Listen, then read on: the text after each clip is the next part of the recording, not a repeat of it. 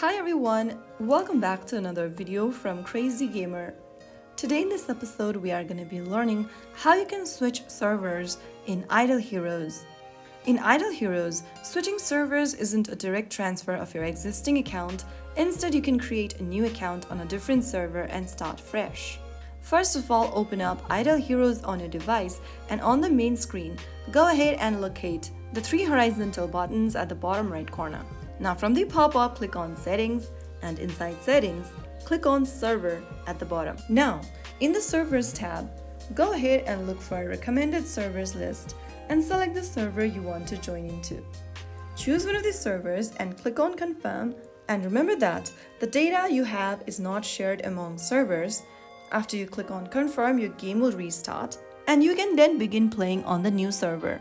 Remember, this is a fresh start and your previous game progress won't be available. And that's how you can easily switch between servers in Idle Heroes. If you found the video helpful, don't forget to like, share and subscribe for more easy tutorials. I will be back in the next video. Thank you for watching.